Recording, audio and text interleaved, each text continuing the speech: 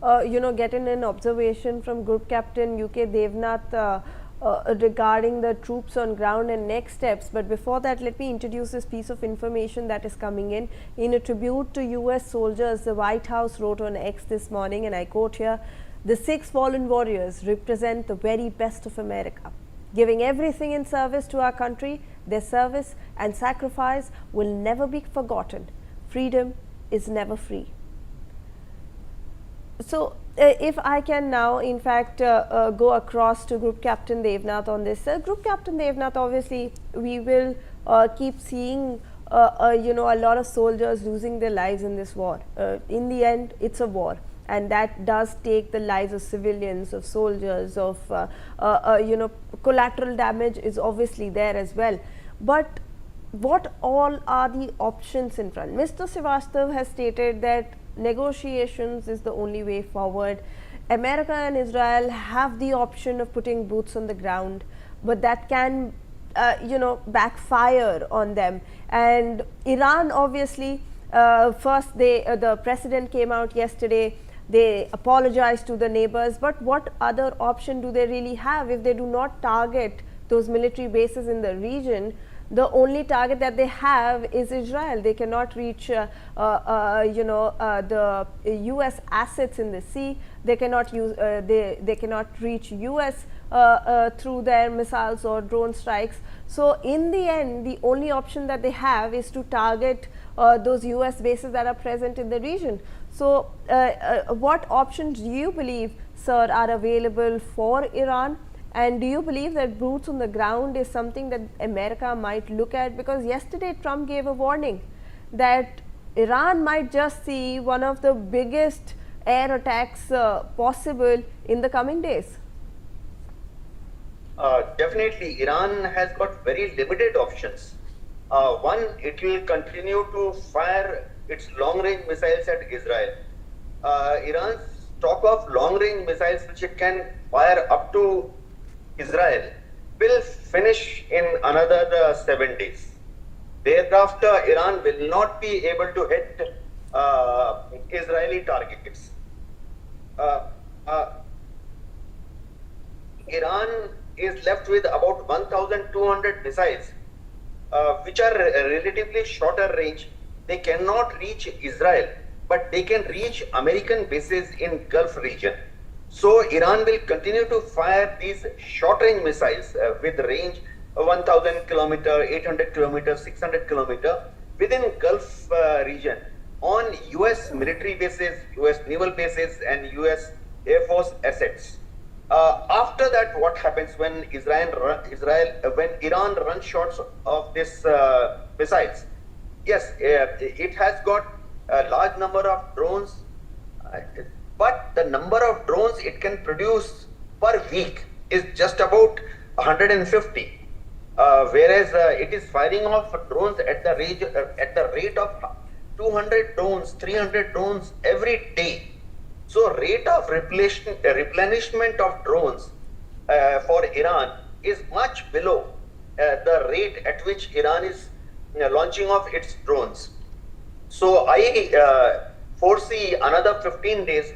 Iran will be left with no missiles, no drones to hit at Israel or US assets in Gulf region. What happens after that?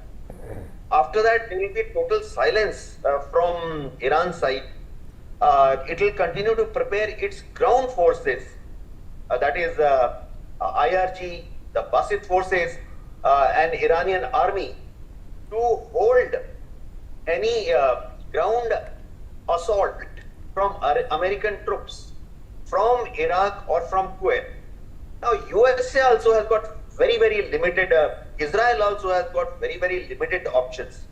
Israel can only bomb Iran, nothing more, because Israel army is firstly, Israel army is very small. Geographically, Israel is for army, if they have to move by land towards Iran, that is impossible, 2,000 kilometers. And Israel army is totally committed at present in war with Hezbollah. They have to keep ground control over Gaza. and Iran would like to keep its army, reserve of army, in case there are skirmishes in West Bank. You see, West Bank has been calm for quite some time, but trouble may blow up in West Bank any moment. Now, similarly, USA has got very limited options. USA can bomb Iran, but Iran is a huge country to be bombed out and defeated. See, I'll give an estimate. Iran is as huge as North India.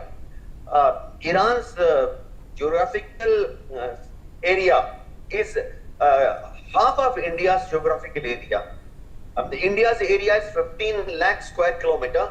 Iran area is 8 lakh square kilometer. So towns, villages, industrial production hubs, and support base for the Khamenei regime are spread over vast area. The USA can bomb them from air. Huge amount of damage will take place, but the Tehran will not buckle down. The regime will not fall down. So what option USA has? It can try out a regime change like Venezuela, or like USA did in Syria. In Syria, they toppled Bashar al-Assad by using an extraterrorist. Jolani was actually a terrorist on US list. USA had declared a price of $1 million on him because he was part of Al-Qaeda and ISIS network. So Al-Shara Jolani was inducted by USA, of course with help of Turkey, to topple Saddam Hussein. Can USA do Venezuela, or can USA do Syria in Iran? Right now it appears very difficult because Iran second rung of leadership, third rung of leadership, including their army and IRG leadership, are all very dedicated. There is a personal loyalty towards Khamenei regime because of a religious factor. You see, Iran is the largest Shia country in the world, and Ayatollah was seen, or next Ayatollah will be seen as supreme leader not only by Iran's Shia population, the Shias all over the world. So the chances that due to this religious connection, Iranian army or IRG will buckle down or revolt, or a certain amount of treason, which we saw in Venezuelan army, those chances are not going to happen. So USA has got very limited options. Finally, USA will have, in case they want to take hold of Tehran, in case they want to control oil assets of Iran, induct American oil companies in Iran in next few years, only way is they will have to send in their troops. In Iraq, they had prepared for 6 months. It's a huge challenge to move in such a big army. I'll give you an indication. See, Iran's army is 6 lakh, and if they are highly motivated, and presumably they are motivated and they will fight a pitched battle. So USA needs at least 2 lakh troops in Iraq. That is a massive army by any standard. Just imagine supplying food, water, medicine, ammunition to such a huge army. When the war starts, 1500 tanks, when they start firing, even if they fire 10 rounds per day, it is 15,000 rounds of tank shells being fired every day.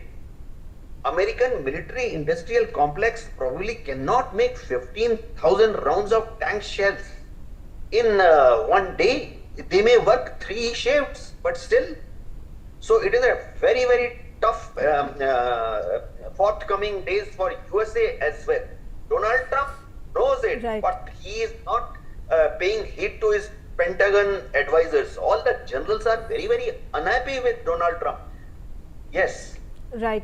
Sir, thank you so much, Group Captain Devnath and Mr. Srivastav, for speaking to NewsX. Unfortunately, that's all the time that we have on this bulletin. We are slipping into a short commercial.